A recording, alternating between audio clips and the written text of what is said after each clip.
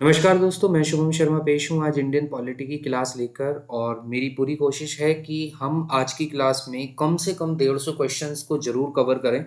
और ये Indian polity के जो क्वेश्चंस हैं ये केवल आपके किसी एक स्पेशल एग्जाम के लिए नहीं, बल्कि जहाँ भी आपको इंडियन पॉलिटी का कवरेज देखने को मिलता है, हर उस एग्जाम के लिए ये वीडियो मैंने डिज़ाइन किया है। इसमें छोटे से छोटा एग्जाम और बड़े से बड़ा एग्जाम सभी के लिए इंडियन पॉलिटी मैंने बिल्कुल उसी हिसाब से बनाई है। आप चाहे यूपीएससी की प्रिपरेशन करें, पीसीएस की प्रिपरेशन करें, आरओ की करें, एसएससी की करें, या फिर आप दिल्ली पुलिस की करें, या किसी भी अदर एग्जाम की करें जहां पर भी जनरल अवेयरनेस में इंडियन पॉलिटी का आपको सेक्शन देखने को मिलता है, तो यकीन मानिए आज की क्लास के बाद आपको बहुत सारी क्लैरिटी मिलने वाली है। ठीक है। इस क्लास को हम जो करेंगे वो 2 क्लास में कंप्लीट करेंगे, क्योंकि क्वेश्चंस बहुत ज़्यादा है और फिर जब हम हर चीज़ को एक्सप्लेन करेंगे तो उसके साथ टाइम जरूर लगता है। ठीक है। तो 11 10 11 घंटे की जो पॉसिबल तो होती ही नहीं है, तो इसलिए क्लास 1.5 से 2 घंटे के समथिंग की बनाएंगे और उसको 2 क्लास में खत्म कर देंगे। ठीक है। तो इसलिए आज की क्लास जरूर देखें, ध्यान से समझिए, बहुत सारी चीजें आज आपको इन्हीं क्वेश्चंस के साथ साथ में समझाने वाला हूँ। ठीक है। तो सबसे पहला क्वेश्चन आपके सामने है, which act of British parliament abolish the east India company monopoly over trade in India. देखो कि भारतीय जो ब्रिटिश पार्लियामेंट थी, उसके किस एक्ट के तहत जो ईस्ट इंडिया कंपनी जो कि एक व्यापार करने आई थी भारत में, उसका जो एकाधिकार था, जो वो एकाधिकार लेकर आई थी, उस एकाधिकार को समाप्त कर दिया था, ये किस पार्लियामेंट एक्ट के तहत ये हुआ था?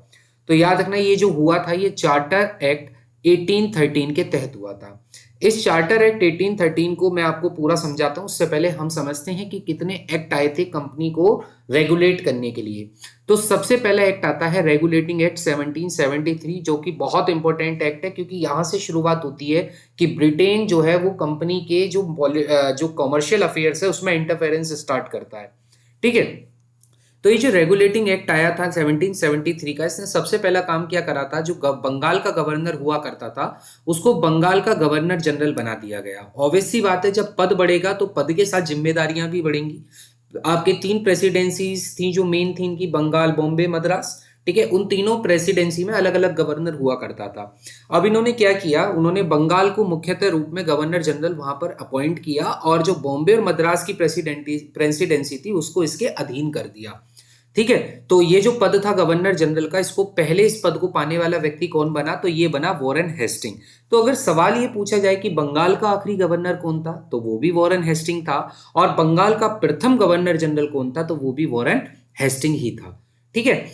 इसके बाद गवर्नर जनरल इसके पास क्या राइट था, इसके पास ये राइट था कि ये वोट तो कर सकता था, लेकिन ये केवल वोट तब कर सकता था जब कोई भी मुद्दे पर टाई या ड्रॉ वाला मुद्दा आपका आकर फंस जाए। जैसे 2 पार्टी हैं या एक अपोजिशन है, एक जो रूल कर रही है वो है, इन दोनों के बीच में अगर किसी चीज को लेकर कोई वोटिंग करवाई जाए और उस वोटिंग में दोनों के पास बराबर के मत हो जाएं, तो उसमें अपना निर्णायक मत या अपनी जो निर्णायक वोट है उसको देने का अधिकार किसके पास था, गवर्नर जनरल के पास था। लेकिन ये केवल टाई के केस में ही वोट कर सकता था। इसकी काउंसिल में 4 मेंबर्स थे जो इसकी हेल्प के लिए थे, क्योंकि ऑब्वियस सी बात है, पद बढ़ा है, जिम्मेदारियां बढ़ी हैं, तो अब क्षेत्र भी बढ़ गया है, तो इसके लिए मेंबर्स तो चाहिए ही होंगे। तो 4 मेंबर्स की यहां पर ये काउंसिल थी। ठीक है। बात करें 1774 की, तो 1774 में फोर्ट विलियम्स जो कि किला था कोलकाता में, इस कोलकाता के किले में सुप्रीम कोर्ट का गठन किया गया। और इस सुप्रीम कोर्ट के जो पहले जज बने वो बने थे एलिजा एम्फे। बहुत बार ये क्वेश्चन पूछा गया है कि जो पहली बार सुप्रीम कोर्ट का गठन हुआ था उसमें कौन जज था, तो एलिजा एम्फे था। गठन कहाँ हुआ था, कलकत्ता के फोर्ट विलियम्स किले में इसका गठन किया गया था। पांचवी चीज क्या हुई कि कंपनी के जो सर्वेंट्स थे या कंपनी के जो एम्प्लॉय थे, इन पर यह पूर्ण रूप से प्रतिबंध कर दिया था कि आप कंपनी में काम करने के साथ साथ कोई भी अदर ट्रेड नहीं कर सकते, किसी और व्यापार में आप संलग्न नहीं हो सकते। दूसरी बात, आप किसी भी तरह का कोई भी गिफ्ट, कोई भी रिश्वत किसी से नहीं लेंगे। इस पर पूर्ण रूप से बैन था, क्योंकि कंपनी पे करप्शन बहुत बढ़ गया था। ऑब्वियस सी बात है, भारत को लूटने के लिए कंपनी जो है अपना कार्य कर रही है। तो जब पैसा जहां ज्यादा होता है वहां चीजें क्या होती हैं, लालच बढ़ जाता है, और लालच ही किसको जन्म दे देता है, करप्शन को जन्म दे देता है। तो उस करप्शन पर कंप्लीट बैन लगाने के लिए, क्योंकि भाई सीधी बात है कि जो ब्रिटेन में सरकार है वो भी तो चाहती है कि उसको भी कुछ मिले, तो वो अपने चाहने के चक्कर में वो यहाँ पर इनके करप्शन पे भी बैन लगा रही है। इसके बाद एक गवर्निंग बॉडी और बनाएगी जो कंपनी के जितने भी रेवेन्यू मैटर्स थे उनको देखेगी, जो भी उसकी आय के स्रोत थे, जो भी उसको आय होती थी, उस आय की पूरी एक रिपोर्ट तैयार करने के लिए एक गवर्निंग बॉडी बनाई गई जिसका नाम क्या रखा गया, कोर्ट ऑफ डायरेक्टर्स रखा गया। ठीक है, ये जो कोर्ट ऑफ डायरेक्टर्स है ये कंपनी की गवर्निंग बॉडी थी। तो यहां इस एक्ट के तहत ब्रिटेन पहली बार ईस्ट इंडिया कंपनी के मामलों में दखल अंदाजी स्टार्ट करता है। इसके बाद अगला एक्ट आता है पिट्स इंडिया एक्ट 1784। बात करें पिट्स इंडिया एक्ट 1784 की, तो यहां पर पहली बार ये हुआ कि कंपनी के जो दो फंक्शंस थे जो अभी तक एक तरीके से काम कर रहे थे, उन दोनों फंक्शंस को अलग अलग कर दिया गया। यानी कि कंपनी के पॉलिटिकल मैटर्स देखने के लिए बोर्ड ऑफ कंट्रोल बनाया गया और कंपनी के कॉमर्शियल मैटर्स देखने के लिए कोर्ट ऑफ डायरेक्टर्स बनाया गया। ये कोर्ट ऑफ डायरेक्टर्स वही है जो अभी क्या कर रहा था, अभी ये गवर्निंग बॉडी था कंपनी की जो रेवेन्यू मैटर को देख रहा था, वो अब भी रेवेन्यू मैटर को ही देखेगा, वो कॉमर्शियल मैटर को ही देखेगा। लेकिन यहां पर एक नया बोर्ड बना जो बोर्ड ऑफ कंट्रोल था, जिसका काम क्या था, पॉलिटिकल मैटर्स पर पकड़ बनाए रखना। ठीक है, तीसरी चीज सॉरी इसके बाद अगला एक्ट आता है चार्टर एक्ट 1793। इस एक्ट में सिर्फ एक ही बात इंपॉर्टेंट है और वो ये है कि जो कंपनी की मोनोपोली थी, यानी कि कंपनी का क्या एकाधिकार था कि जो कंपनी ये व्यापार भारत में कर रही थी कोई और कंपनी नहीं कर सकती थी आके ब्रिटेन से। तो ये जो मोनोपोली थी, इस मोनोपोली के टाइम पीरियड को अगले 20 साल के लिए और बढ़ा दिया गया था। ठीक है, तो ये जो चार्टर एक्ट था 1793, इसकी बस ये अहम भूमिका है कि इसने जो कंपनी का एकाधिकार था उसको अगले 20 वर्षों के लिए और बढ़ा दिया था। इसके बाद अगला चार्टर एक्ट 1813 आया जो बहुत इंपॉर्टेंट है क्योंकि इसमें पहली बार इंडियंस की एजुकेशन पे 1 लाख रुपए सालाना खर्च करने का प्रावधान किया गया। और ये जो 1 लाख रुपए खर्च कर रहे हैं वो एजुकेशन पे, ये भारतीय एजुकेशन के लिए नहीं बल्कि ये वेस्टर्न जो पाश्चात्य संस्कृति थी उसको बढ़ावा देने के लिए इन्होंने ये 1 लाख रुपए का जो था स्पेंड करने का प्रावधान बनाया था।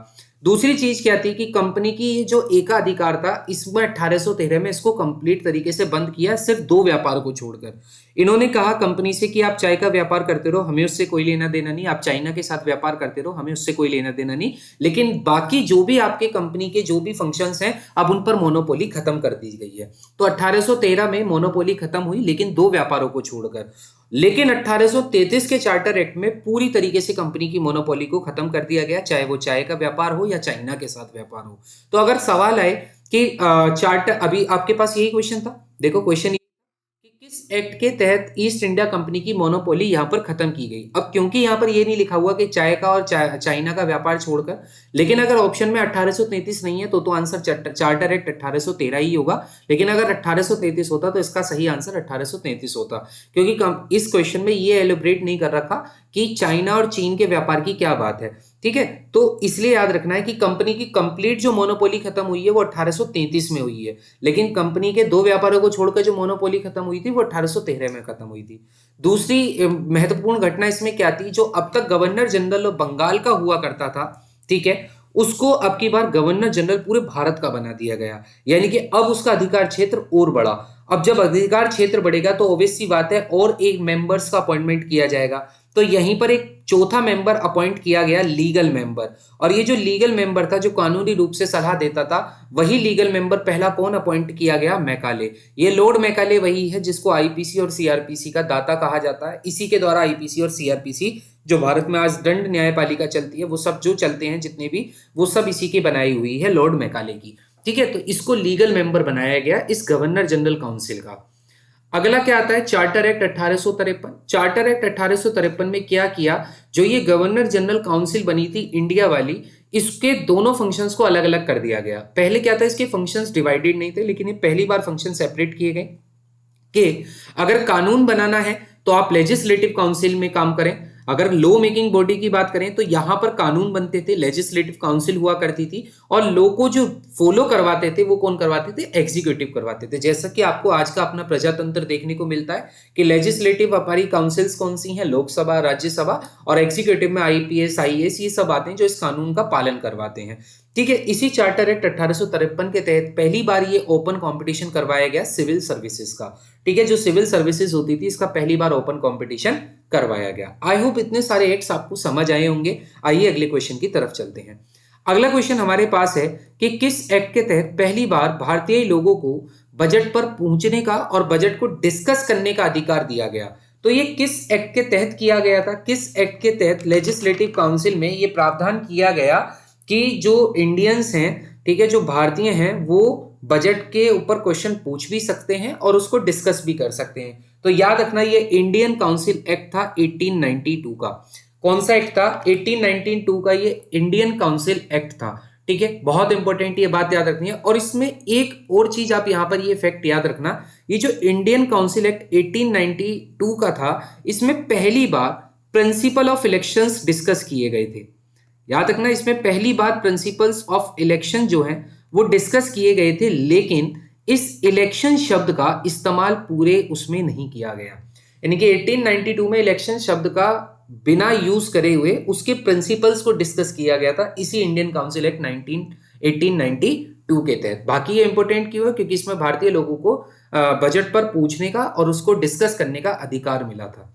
ठीक है, अगला आपके पास क्वेश्चन आता है, किस एक्ट के तहत सुप्रीम कोर्ट का गठन किया गया कलकत्ता के फोर्ट विलियम्स में? तो अभी मैंने बताया था रेगुलेटिंग एक्ट 1773 के तहत ये हुआ था और 1774 में ये एक्ट जो है सुप्रीम कोर्ट का गठन किया गया था। कौन बने थे इसके जज? तो एलिजा एम्फे बने थे। इसके बाद अगला आपके पास आता है गवर्नमेंट ऑफ इंडिया एक्ट 1919। तो गवर्नमेंट ऑफ इंडिया एक्ट 1919 क्या है? देखो, इस एक्ट की सबसे खास बात क्या है कि ये 1909 के बाद 1919 वाला जो एक्ट आया, यानी कि मैं इसको आपको पूरा डिस्कस कर देता हूं। ठीक है, हम इसको पूरा खोलकर ही समझ लेते हैं कि इसमें क्या क्या चीजें हुई थी। तो सबसे पहले 1919 के काउंसिल एक्ट को समझने से पहले इंडियन काउंसिल एक्ट 1909 को समझना होगा। तो मैं एक कहानी आपको लिंक करवाता हुआ चलूंगा। तो ये जो 1909 का मोर्ले मिंटो रिफॉर्म था ना, इसको इंडियन काउंसिल एक्ट 1909 भी कहा जाता है और यही मोर्ले मिंटो रिफॉर्म्स भी था। ठीक है, इसमें क्या देखने को मिलता है कि ये पहली बार था कि यहाँ पर पहली बार सेपरेट इलेक्टोरल देने की भी बात की गई। मतलब पहली बार क्या है कि एग्जीक्यूटिव काउंसिल जो हुआ करती थी वाइस रॉय की या गवर्नर की, उसमें पहली बार भारतीय लोगों की एंट्री हुई। ठीक है, और उसमें जो सबसे पहले भारतीय जिन्हें लो मेंबर के रूप में एग्जीक्यूटिव काउंसिल में चुना गया था, उनका नाम जरूर याद रखना है, वो थे सत्येंद्र प्रसाद सिन्हा।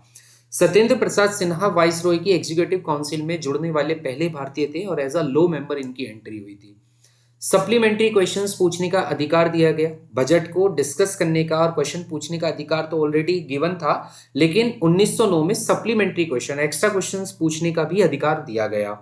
और इसको जिस बात के लिए जाना जाता है 1909 के मोर्ले मिंटो रिफॉर्म को, ये जाना जाता है कि इसमें पहली बार पृथक निर्वाचक मंडल दे दिया गया मुस्लिमों को, जिसने जो यूनिटी हुआ करती थी हिंदू मुस्लिम्स की, उस पर बहुत तगड़ी चोट की और जिसका परिणाम है कि भारत से एक अंग टूटकर पाकिस्तान बना।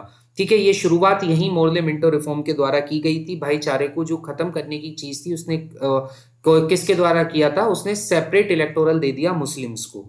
ठीक है, और आगे जाके सेपरेट इलेक्टोरल फिर इसका दायरा बढ़ेगा जो आज भी आपको देखने को मिलता है। मिंटो को फादर ऑफ कम्युनलिज्म भी कहा जाता है क्योंकि इसने ये एक चीज की भी है, इसने कम्युनल अवार्ड की भी स्थापना की। इसने मिंटो को फादर ऑफ कम्युनलिज्म भी कहा जाता है। ठीक है, अब आता है 1919 का इंडियन काउंसिल एक्ट, जिसे मॉन्टेग्यू चेम्सफोर्ड रिफॉर्म के नाम से भी जाना जाता है। इसमें पहली बार डायरेक्ट इलेक्शन सिस्टम को अडॉप्टेड किया गया। ठीक है, डायरेक्ट इलेक्शन सिस्टम को पहली बार अडॉप्टेड किया गया 1919 के इंडियन काउंसिल एक्ट में। तीसरी चीज क्या हुई? जो सेपरेट इलेक्टोरल अभी केवल और केवल मुस्लिम्स को दिया गया था, उसका दायरा बढ़ाकर सिखों को दिया गया। जो इंडियन क्रिश्चियंस थे, जिनका धर्मांतरण कर दिया गया था, जिन्हें क्रिश्चियंस बनाया गया था, उन इंडियन क्रिश्चियंस को, यूरोपियंस को और एंग्लो इंडियंस यानी कि जिनके माता पिता में से कोई एक अंग्रेज था, उन लोगों को सेपरेट इलेक्टोरल दिया गया। सेंट्रल लेवल पर बाई कैमरलिज्म लाया गया, यानी कि द्विसदन की स्थापना की गई। बाई कैमरलिज्म लोकसभा राज्यसभा जैसे आज देखने को मिलते हैं, इस तरीके से सेंट्रल लेवल पर बाई कैमरलिज्म का गठन किया गया। और प्रोविंस में द्वैत मतलब प्रोविंस में क्या है, द्वैत सरकार का गठन कर दिया गया, डायरकी लगा दी गई। ठीक है, तो कई बार ये क्वेश्चन यही पूछ लेता है कि प्रोविंस में डायरकी कब लगी? तो प्रोविंस में डायरकी लगी थी 1919 में, और यही सेंटर में डायरकी लगेगी 1935 में।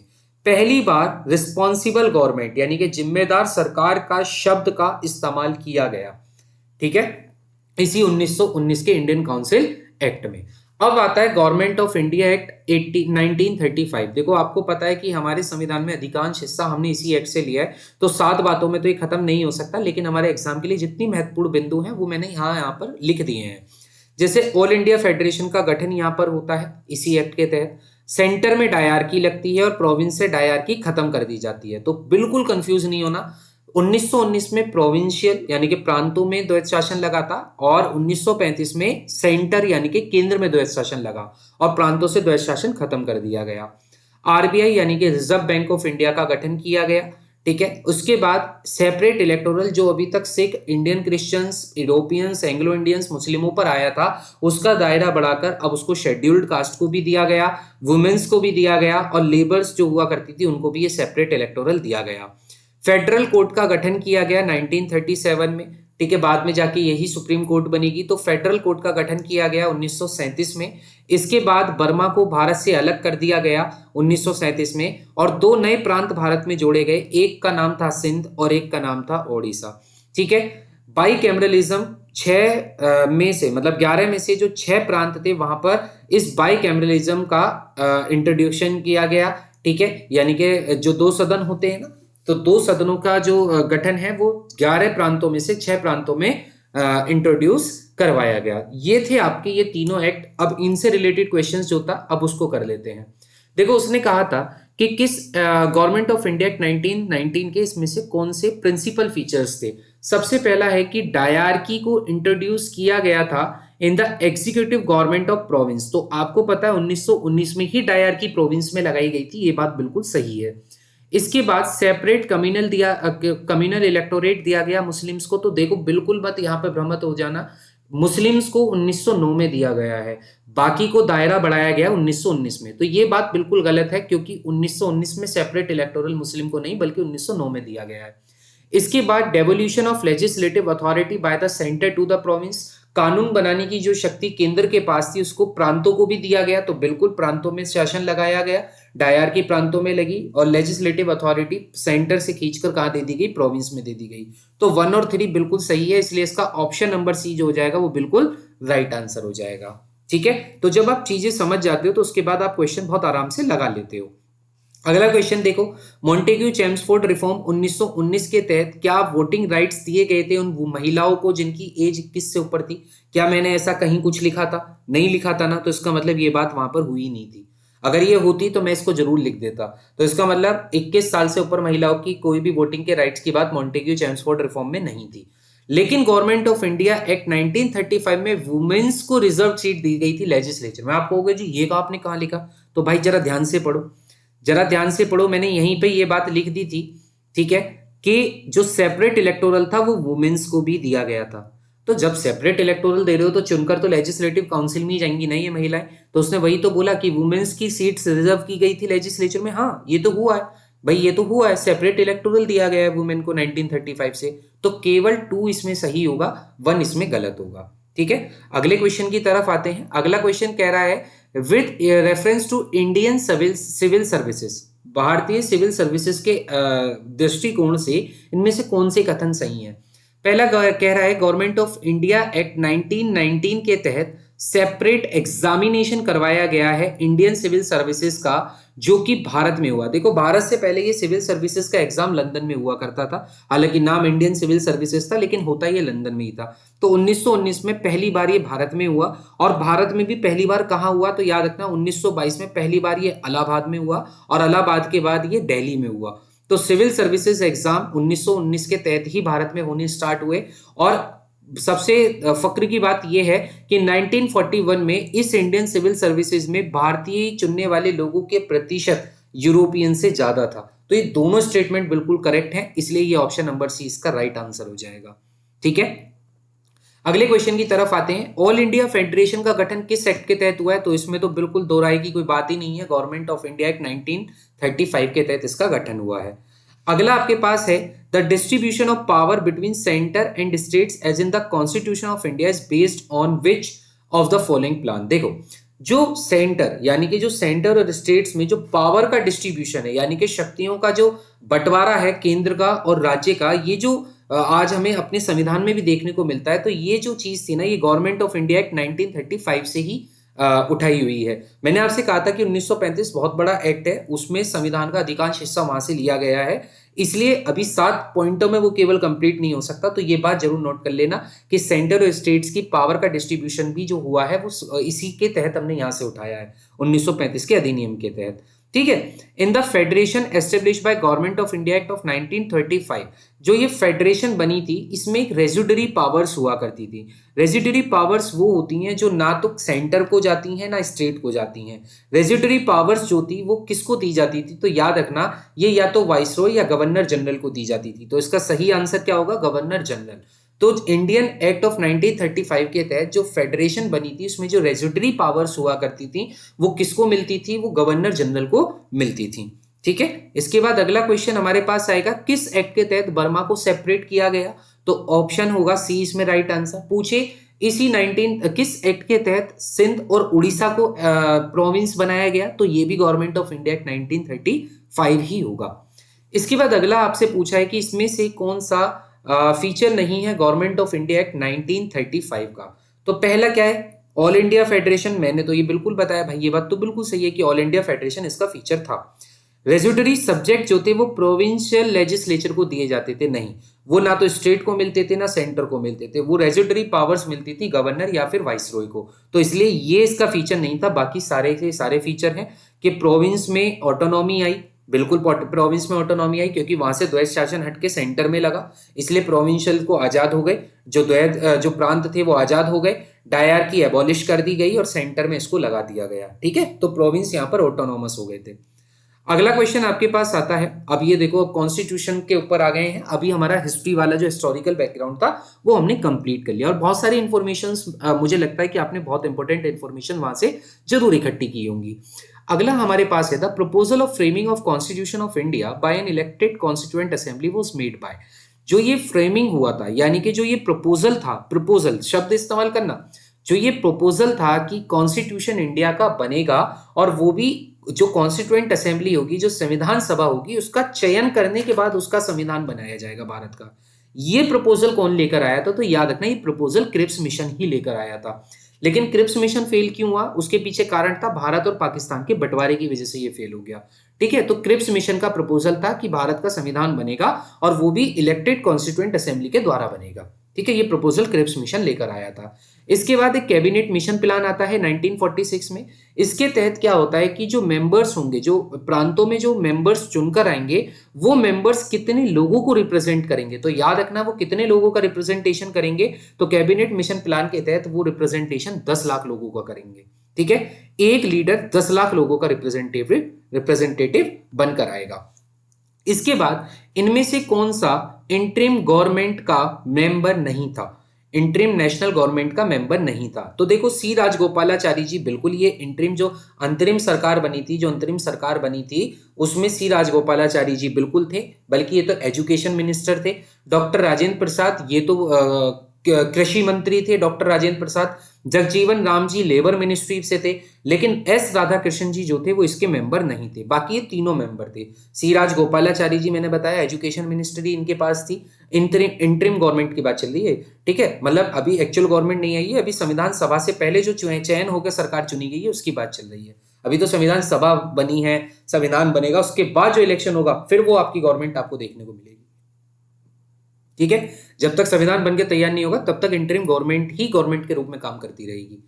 इसी इंटरिम गवर्नमेंट में वाइस प्रेसिडेंट किसको बनाया गया, एग्जीक्यूटिव काउंसिल का। तो याद रखना एग्जीक्यूटिव काउंसिल का जो वाइस प्रेसिडेंट बनाया गया था वो जवाहरलाल नेहरू को ही बनाया गया था। ठीक है। जो प्रेसिडेंट था वो तो वाइस रॉय ही था, जो उस समय का वाइस रॉय था वो इसका प्रेसिडेंट था एग्जीक्यूटिव काउंसिल का, लेकिन जो वाइस प्रेसिडेंट चुने गए थे वो जवाहरलाल नेहरू जी थे। ठीक है। अगला क्वेश्चन हमारे पास आएगा, नेक्स्ट क्वेश्चन होगा, इसमें से कौन कैबिनेट मिशन का मेंबर नहीं था, who was not a member of cabinet mission. तो कौन इसमें से कैबिनेट मिशन का मेंबर नहीं था। देखो कैबिनेट मिशन 3 लोगों से मिलकर बना था, पैट्रिक लॉरेंस से, स्टैफर्ड क्रिप्स से और एबी अलेक्जेंडर से। ये तीनों कैबिनेट मिशन में थे, लॉरेंस भी था, क्रिप्स भी था, अलेक्जेंडर भी था, लेकिन विलियम वुड का इसमें कोई लेना देना नहीं था। ठीक है। अगला क्वेश्चन आता है, अगला क्वेश्चन हमारे पास क्या है देखिए। अब which of the following statement are correct regarding to the Indian constituent assembly. तो ये जो इंडियन कॉन्स्टिट्यूएंट असेंबली बनी थी, इसके लिए कौन सा स्टेटमेंट इसमें करने मतलब करेक्ट है। It was not based on adult franchise. Adult franchise यानी कि ये जो है लोगों के द्वारा चुनी हुई सरकार नहीं थी, तो ये बात बिल्कुल सही है कि एडल्ट फ्रेंचाइजी के आधार पर नहीं थी। It is resulted from direct election, तो नहीं, it is not a result of direct election. ठीक है। दूसरी बात, it was not a multi party body, तो ये बात भी गलत है क्योंकि ये मल्टी पार्टी बॉडी थी, इसमें बहुत सारी पार्टियों ने मिलकर काम किया था और बहुत सारी सेवरल कमेटीज ने इसमें काम किया था। तो ये बात सही है कि एक तो ये एडल्ट फ्रेंचाइजी पर बेस नहीं थी, ठीक है, और दूसरी ये बात सही है कि सेवरल कमेटीज इसमें पार्टिसिपेटेड थी, इसलिए इसका ऑप्शन नंबर ए जो है वो बिल्कुल सही हो जाएगा। ए और डी इसका राइट आंसर होगा। अगले क्वेश्चन की तरफ आते हैं। अगले क्वेश्चन में कह रहा है who was first elected chairman of constituent assembly. Constituent assembly के पहले इलेक्टेड चेयरमैन, इलेक्टेड क्यों कह रहा है, क्योंकि जब ये कॉन्स्टिट्यूएंट असेंबली बनी थी तो 9 दिसंबर 1946 में, ठीक है, इसका कोई इलेक्टेड चेयरमैन नहीं था। तब जो सदस्य अध्यक्षता की थी उस समय संविधान सभा की, वो डॉक्टर सच्चिदानंद सिन्हा जी ने की थी, क्योंकि वो उस समय सबसे वरिष्ठ वो थे वहां पे। ठीक है। लेकिन इसके बाद जब 9 तारीख के बाद 11 तारीख में हुआ आपका ये, तो उसमें इसको परमानेंट प्रेसिडेंट मिले कॉन्स्टिट्यूएंट असेंबली के, और वो थे डॉक्टर राजेंद्र प्रसाद जी। ठीक है। तो डॉक्टर राजेंद्र प्रसाद जी पहले इलेक्टेड चेयरमैन बने किसके, कॉन्स्टिट्यूएंट असेंबली के। आगे अगले क्वेश्चन पर आते हैं। अगला क्वेश्चन है the resolution for giving a constitution to India was adopted by constituent assembly. Constituent assembly के द्वारा जो रेजोल्यूशन था, ठीक है, किसका, कॉन्स्टिट्यूशन टू इंडिया का, ये कब अडॉप्टेड किया गया, कब अडॉप्टेड किया गया, यानी कि जो रेजोल्यूशन था वो कॉन्स्टिट्यूशन भारत का होना चाहिए, इसको अडॉप्टेड किया गया है कॉन्स्टिट्यूएंट असेंबली के द्वारा किस तारीख पर। तो याद रखेंगे ये तारीख थी 22 जनवरी 1947 में ये रेजोल्यूशन अडॉप्टेड किया गया। ठीक है। अगले क्वेश्चन पर देखते हैं। अगला क्वेश्चन है who of the following presented the objective resolution. तो देखो 13 दिसंबर का ये दिन है, 13 दिसंबर 1946 ऐतिहासिक दिन है, क्योंकि इस दिन ऑब्जेक्टिव रेजोल्यूशन लेकर आए थे पंडित जवाहरलाल नेहरू जी। ठीक है। और ये जो ऑब्जेक्टिव रेजोल्यूशन है ये इसलिए इंपॉर्टेंट है क्योंकि बाद में संविधान में यही प्रियम्बल के रूप में संविधान में जोड़ा गया है। तो पंडित जवाहरलाल नेहरू जी के द्वारा ऑब्जेक्टिव रेजोल्यूशन आया था 13 दिसंबर 1946 में। इसके बाद अगला है कि कितने सेशंस हुए कॉन्स्टिट्यूएंट असेंबली के। भाई भारत के संविधान को बनाने के लिए जो भारत की संवैधानिक सभा थी उसके कितने सेशंस हुए, तो याद रखेंगे टोटल 12 सेशन हुए थे। अगर आखिरी सेशन को जोड़ देंगे तो 12 और हटा देंगे तो 11। तो ऑप्शन में अगर 11-12 होगा तो क्वेश्चन ध्यान से पढ़ना, वरना अगर 12 नहीं दिखेगा तो 11 दिखेगा। तो इसलिए 12 और 11 दोनों ऑप्शन मैंने आपको बता दिए। अगले क्वेश्चन की तरफ आते हैं। जो ड्राफ्टिंग कमेटी थी, ठीक है, वो doctor B R Ambedkar ji के अंतर्गत काम कर रही थी, उसमें कितने अदर मेंबर्स थे। तो याद रखना इसमें टोटल 7 मेंबर थे। तो doctor B R Ambedkar ji को जोड़कर ये 7 मेंबर थे, तो उनके अलावा कितने और मेंबर बचे, 6 मेंबर थे। ठीक है। उसके बाद अगला क्वेश्चन आता है the constituent assembly set up a drafting committee under the chairmanship of doctor B R Ambedkar. जो ये ड्राफ्टिंग कमेटी बनी थी जिसका काम था भारत के लिए संविधान को बनाना, इसका गठन कौन से दिन पर हुआ। तो ये जो गठन किया गया था ये 29 अगस्त 1947 में किया गया था। दिन बहुत महत्वपूर्ण है, 29 अगस्त 1947 का, जिस दिन ड्राफ्टिंग कमेटी का गठन किया गया। और चेयरमैनशिप किसको दी गई, doctor B R Ambedkar ji को। जब ये कॉन्स्टिट्यूशन का फॉर्मेशन किया जा रहा था तो उस समय कॉन्स्टिट्यूशनल एडवाइजर किसे बनाया गया था, तो बी एन राव जी को इसका कॉन्स्टिट्यूशनल एडवाइजर बनाया गया था। अगला क्वेश्चन हमारे पास आता है, नेक्स्ट क्वेश्चन है कि कब कॉन्स्टिट्यूएंट असेंबली ने किस डेट को नेशनल फ्लैग को अडॉप्टेड किया। तो नेशनल फ्लैग जो कॉन्स्टिट्यूएंट असेंबली के द्वारा अडॉप्टेड किया गया है, ये किया गया है 22 जुलाई 1947 में। यानी कि ड्राफ्टिंग कमेटी बनने से पहले ही हमारा नेशनल फ्लैग हमने अडॉप्टेड कर लिया था। तो 22 जुलाई 1947 में हमने इसको अडॉप्टेड कर लिया था। अगला क्वेश्चन आता है कि ये जो डिजाइन था नेशनल फ्लैग का, इसको अडॉप्टेड किया गया था कॉन्स्टिट्यूएंट असेंबली के द्वारा 22 जुलाई 1947 में। ये बात बिल्कुल सही है, इसमें कोई दो राय नहीं है। ठीक है। दूसरा कह रहा है जो व्हील होता है यानी कि जो चक्र होता है हमारे राष्ट्रीय ध्वज में, उसमें 21 तिल्लियां होती हैं। तो ये बात बिल्कुल गलत है, 21 तिल्लियां नहीं 24 तिल्लियां होती हैं। ठीक है। तो 2 जहां पर आ रहा है वो तो ऑप्शन ही गलत हो गए, तो इसका मतलब तीसरा ऑप्शन भी गलत है। जो रेशो होती है width of national flag to its length, तो ये 3:4 नहीं होती, ठीक है, ये 3:4 नहीं होती।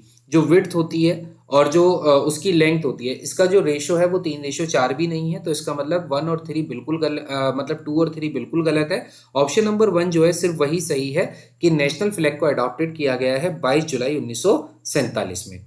अगले क्वेश्चन के पास आते हैं। अगला क्वेश्चन है कि किस साल में, किस ईयर में जन गण मन को अडॉप्टेड किया गया। तो जन गण मन अडॉप्टेड होता है 24 जनवरी 1950 को। तो 1950 में इसको अडॉप्टेड किया गया है जन गण मन को। ठीक है, जन गण मन लिखा किसके द्वारा गया है? श्री रविंद्रनाथ टैगोर जी के द्वारा लिखा गया है। उनकी गीतांजलि पुस्तक से ये लिया गया है। और रविन्द्रनाथ टैगोर जी ने एक और दूसरे देश के लिए भी जन गण मन लिखा है और वो बांग्लादेश है। ठीक है, इसके बाद द स्टेट एम्बलम, जो स्टेट एम्बलम है इसको कब अडॉप्टेड किया गया है? तो ये जो स्टेट एम्बलम है, ठीक है, इस स्टेट एम्बलम को हमने अडॉप्टेड किया है 26 जनवरी 1950 में। कब किया है? स्टेट एम्बलम को हमने अडॉप्टेड किया है 26 जनवरी 1950 में। अगला क्वेश्चन हमारे पास आता है, doctor B R Ambedkar was elected to the constituent assembly. देखो, डॉक्टर बी आर अम्बेडकर जो थे वो किस प्रेसिडेंसी से चुनकर आए थे? तो ये किस प्रेसिडेंसी से चुनकर आए थे? तो बॉम्बे प्रेसिडेंसी से। किससे चुनकर आए थे? बॉम्बे प्रेसिडेंसी से। हालांकि इसका सवाल का आंसर बॉम्बे और वेस्ट बंगाल दोनों हो सकता है। ठीक है, तो बॉम्बे प्रेसिडेंसी से वैसे ही चुनकर आए थे। तो यहाँ पर जो बेस्ट ऑप्शन है वो बॉम्बे प्रेसिडेंसी है। ठीक है, क्वेश्चन की तरफ आते हैं। अगला क्वेश्चन है, who amongst the following advice the Indian National Congress should be disband as political party after the independence of India. यानी कि इसमें से किस व्यक्ति की ये मतलब सोच थी कि इंडियन नेशनल कांग्रेस को मतलब बैन कर देना चाहिए, एज अ पॉलिटिकल पार्टी के रूप में खत्म कर देना चाहिए जैसे ही भारत को आज़ादी मिले। तो ये महात्मा गांधी जी ने कहा था कि जैसे ही भारत को आज़ादी मिले उसी के बाद इंडियन नेशनल कांग्रेस को पॉलिटिकल पार्टी के रूप में बैन कर देना चाहिए, खत्म कर देना चाहिए। ठीक है, constituent assembly was Congress and Congress was India. Constituent assembly ही कांग्रेस थी और कांग्रेस ही भारत था। ये किसने कहा था? तो याद रखना, ये ग्रेनविल ऑस्टिन के द्वारा कहा गया कथन है। बहुत फेमस कथन है, इसलिए इसको कई बार पूछा गया है एग्जाम में। Who said India is a quasi federal state. किसके द्वारा ये कहा गया है कि भारत जो है वो आपका एक क्वासी फेडरल स्टेट है, यानी कि वो पूर्ण रूप से फेडरलिज्म पे काम नहीं करता बल्कि अर्ध फेडरलिज्म उसका है। वो पूर्ण रूप से यूएसए मॉडल पर काम नहीं करता। तो क्वासी फेडरल कहा है भाई केसी वीर ने। ठीक है, केसी वीर ने इसको कहा है क्वासी फेडरल स्टेट भारत को। इसके बाद अगला क्वेश्चन आता है, कितनी वुमेन मेंबर्स को इंडियन कॉन्स्टिट्यूएंट असेंबली में चुना गया था? तो याद रखना 15 वुमेन्स को यहाँ पर चुना गया था। 15 महिलाएं भी थी इंडियन कॉन्स्टिट्यूएंट असेंबली में। ठीक है, इसके बाद the idea of preamble has been borrowed in Indian constitution. जो प्रियम्बल का आइडिया है इसको हमने जो बोरो किया है, जिसको मैंने बताया ना कि ऑब्जेक्टिव रेजोल्यूशन लेकर आए थे कौन? पंडित जवाहरलाल नेहरू जी। तो इसको बाद में प्रियम्बल के रूप में जोड़ा गया। तो प्रियम्बल की जो सोच है, जो विचार है, वो हमने कहाँ से बोरो किया है? तो वो हमने यूएसए के संविधान से बोरो किया हुआ है, द आइडिया ऑफ प्रियम्बल। अगला क्वेश्चन हमारे पास आता है, नेक्स्ट क्वेश्चन। इसमें कह रहा है जो जुडिशियल रिव्यू है, the concept of judicial review, ये जो जुडिशियल रिव्यू है यानी कि न्याय पूर्वालोकन जो है, तो इसका जो विचार है ये हमने किसके संविधान से उठाया है? Judicial review. तो जुडिशियल रिव्यू भी हमने कहाँ से लिया है? यूएसए की ही कॉन्स्टिट्यूशन से हमने इसको अडॉप्टेड किया है। ठीक है, इसके बाद नेक्स्ट क्वेश्चन आता है, the feature of federal system of India. तो याद रखना, जब जब फेडरल की बात होती है तब तक हमारा कंपैरिजन किसके साथ होता है? अमेरिका के साथ ही होता है। तो ये जो फेडरल सिस्टम है ये भी इंस्पायर है कहाँ से? यूएसए के कॉन्स्टिट्यूशन से इंस्पायर है। ठीक है, इसके बाद जो डीपीएसपी है, directive principle of state policy, ये जो directive principle of state policy है जो कि आपके 36 से लेकर 51 तक आपको देखने को मिलते हैं। ठीक है, इनको हमने किस देश की प्रेरणा से उठाया है? तो ये है भाई आयरलैंड। आयरलैंड से हमने डीपीएसपी को पिक किया है। इसके बाद अगला आता है कॉन्करेंट लिस्ट, जो है जो भारतीय संविधान में हमने अंकित की है कॉन्करेंट लिस्ट, इसको हमने ऑस्ट्रेलिया के कॉन्स्टिट्यूशन से लिया है। कॉन्करेंट लिस्ट में आने वाले जितने भी सब्जेक्ट होते हैं उन पर कानून भारत सरकार भी बना सकती है और राज्य सरकार भी बना सकती है। जैसे कॉन्करेंट लिस्ट में कौन सा कानून आता है? जैसे एजुकेशन, एजुकेशन को कॉन्करेंट लिस्ट में डाला गया है। तो एजुकेशन के ऊपर स्टेट भी को भी कानून बनाने का अधिकार है और सरकार तो बनाएगी बनाएगी भाई। ठीक है, सेंटर हमारे यहाँ मोर पावरफुल है। इसके बाद इसमें से कौन सा करेक्टली मैच नहीं है? तो देखो, फंडामेंटल राइट्स यूएसए से ही हमने अडॉप्टेड किए हैं, डीपीएसपी हमने आयरलैंड से लिया हुआ है, इमरजेंसी जो पावर्स हैं उसको हमने कहाँ से लिया है? जर्मनी से लिया है। लेकिन ये जो रेजिडुअल पावर ऑफ सेंटर है ये हमने ऑस्ट्रेलिया से नहीं ली। तो यानी कि ये हमारा करेक्ट मैच नहीं है। ठीक है, बाकी हमारे तीनों करेक्ट मैच हैं। इसके बाद अगला आता है इसमें मैचिंग हमें करनी थी, जैसे डीपीएसपी जो ये directive principle of state policy है, कहाँ से अडॉप्टेड है, तो ये 3 यानी कि ए का क्या हो जाएगा, 3 हो जाएगा, यानी कि आयरलैंड से। वहीं फंडामेंटल राइट्स की बात करूंगा तो फंडामेंटल राइट्स हमने अमेरिका से लिए हुए हैं, यानी कि 5th इसका आंसर हो जाएगा। तो हमें मिला कहीं 3-5 अभी तो ऑप्शन में मिल रहा है। कॉन्करेंट लिस्ट हमने कहाँ से ली है, तो कॉन्करेंट लिस्ट हमने ऑस्ट्रेलिया यानी कि 1, तो 3-5-1 ऑप्शन हमें जैसे ही पिक करेंगे ऑप्शन नंबर डी पर पहुंच जाएंगे और यही हमारा सही हो जाएगा उत्तर। ठीक है, ऑप्शन नंबर डी। और India as a union of state with greater power to union, देखो हमारे यहाँ जो है, जो सेंटर है, जो यूनियन है, वो मोर पावरफुल है। ठीक है, और ये जो प्रेरणा है ये हमें कनाडा के संविधान से मिलती है कि वहां पर भी, कनाडा में भी जो यूनियन है वो पावरफुल है। ठीक है, और हमारे यहाँ भी यूनियन जो है वो पावरफुल है। फंडामेंटल राइट्स कहाँ से बोरो किए हैं, तो यूएसए के बिल ऑफ राइट्स से हमने इसको बोरो किया है। अगला आता है, किसको पहला नॉमिनेटेड डिप्टी चेयरमैन बनाया गया था कॉन्स्टिट्यूएंट असेंबली का। तो देखो कॉन्स्टिट्यूएंट असेंबली के जो डिप्टी चेयरमैन बने थे वो कौन बने थे, तो ये हमारे कौन थे, कॉन्स्टिट्यूएंट असेंबली के डिप्टी चेयरमैन कौन बने थे, तो ये हमारे बने थे कौन, H C Mukherjee. H C Mukherjee जो थे वो डिप्टी चेयरमैन बने थे इस कॉन्स्टिट्यूएंट असेंबली के। ठीक है, अगला आता है जो ये रिटन कॉन्स्टिट्यूशन का जो ट्रेडिशन है ये कहाँ से स्टार्ट हुआ है, तो अमेरिका से। अमेरिका से ही ये रिटन कॉन्स्टिट्यूशन, लिखित में संविधान का जो प्रचलन है वो वहां से ही आपको देखने को मिलता है। ठीक है, इसके बाद नेक्स्ट क्वेश्चन पर आते हैं। अगला क्वेश्चन हमसे कह रहा है कि हमारे संविधान में कितने पार्ट्स, कितने आर्टिकल्स और कितने शेड्यूल्स थे जब हमने इसको अडॉप्टेड किया था। तो आप याद रखेंगे 22 पार्ट, 395 आर्टिकल्स और 8 शेड्यूल्स थे जब हमने इसको अडॉप्टेड किया था। जब हमने संविधान को अपना एडॉप्टेड किया था तो उस समय इसमें 22 पार्ट्स थे। ठीक है, जो कि आज 20 हैं। 395 आर्टिकल्स थे जो कि आज 400 प्लस हैं, और 8 शेड्यूल थे जो कि आज 12 शेड्यूल हैं। ठीक है, तो ये चीजें हमें याद रखनी चाहिए। अगला आता है, इसमें से कौन सा करेक्ट मैच नहीं है। तो याद रखना, जो ये सिटीजनशिप है ये पार्ट 2 में आता है, बात सही है। फंडामेंटल राइट पार्ट 3 में आता है, बिल्कुल सही है। फंडामेंटल ड्यूटीज जो है वो पार्ट 6 में जाती हैं, ये भी सही है। लेकिन वहीं सॉरी, फंडामेंटल ड्यूटीज यहाँ पर गलत है। फंडामेंटल ड्यूटीज यहाँ पर गलत है क्योंकि ये पार्ट 6A में नहीं आती बल्कि पार्ट 4A में आती हैं। तो ये चीज यहाँ पर गलत हो गई और यही करेक्टली मैच यहाँ पर नहीं है। फंडामेंटल ड्यूटीज को स्वर्ण सिंह कमेटी के आधार पर संविधान में जोड़ा गया है। ठीक है, और 42वें संविधान संशोधन 1976 के तहत फंडामेंटल ड्यूटीज जोड़ी गई हैं। ओरिजिनली 10 थी, अब 11 हैं। ठीक है, इसके बाद who among the following, which among the following is not correctly match. देखो करेक्टली मैच इसलिए इंपॉर्टेंट है क्योंकि इससे बहुत सारी चीजें, मतलब एक ही क्वेश्चन में 4 चीजें पता चल जाती हैं। जैसे सिटीजनशिप पार्ट 2 में है, अभी मैंने बता दिया। यूनियन टेरिटरीज जो है वो पार्ट 7 में है। म्यूनिसपैलिटीज 9th A में है, ये बात सही है। इलेक्शन पार्ट 15 में है, ये भी बात सही है। लेकिन ये जो यूनियन टेरिटरीज लिखी है पार्ट 7 में, ये गलत है। ये यहाँ पर क्या हो जाएंगी, गलत हो जाएंगी। ठीक है, ये यहाँ पर नहीं है। क्लियर है, यूनियन टेरिटरीज पार्ट 7 में नहीं है। अगला क्वेश्चन आता है, which part of our constitution, कौन सा पार्ट है कॉन्स्टिट्यूशन का जिसमें 3 टायर ऑफ पंचायत के बारे में बात की गई है। 3 टायर ऑफ पंचायत के बारे में बात की गई है पार्ट 9 में। किसमें बात की गई है, पार्ट 9 में आपकी ये बात की गई है। ठीक है, आई होप आपको यहाँ तक की सारी चीजें समझ आई होंगी। अब हम अपने नेक्स्ट वीडियो में जो भी हमारे क्वेश्चंस बचेंगे उन सभी क्वेश्चंस को कंप्लीट कर लेंगे। अगर आपको वीडियो अच्छा लगा है तो लाइक शेयर करना, सब्सक्राइब करना। वीडियो की अगर आपको पीडीएफ चाहिए तो उसके लिए डिस्क्रिप्शन बॉक्स में लिंक है, आप क्लिक करें और पीडीएफ को अपने पास ले लें। जय हिंद, जय भारत, मिलते हैं नेक्स्ट वीडियो में।